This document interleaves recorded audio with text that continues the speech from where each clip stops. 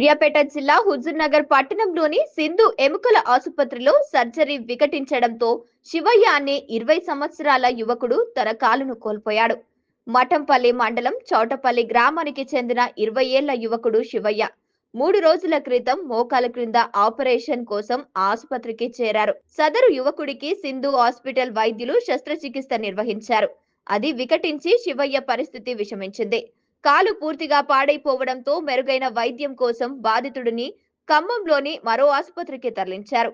అక్కడ పరీక్షించిన వైద్యులు ప్రాణాపాయం తప్పించాలంటే కాలును తొలగించక తప్పదని వెల్లడించి ఆపరేషన్ చేసి కాలును తొలగించారు.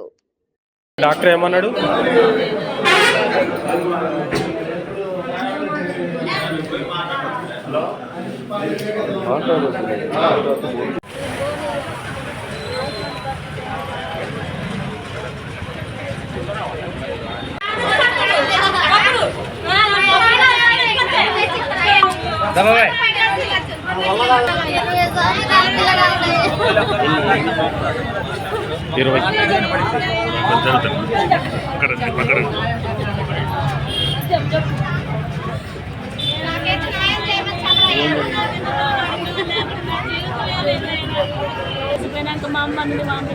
ఎప్పుడండి ఎప్పుడు తీసుకొచ్చి యాక్సిడెంట్ ఎప్పుడు తీసుకొచ్చి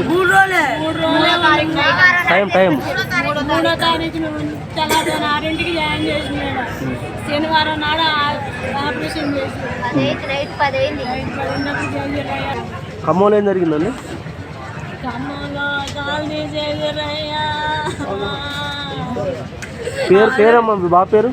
శివయ్య, గుంజి శివయ్య.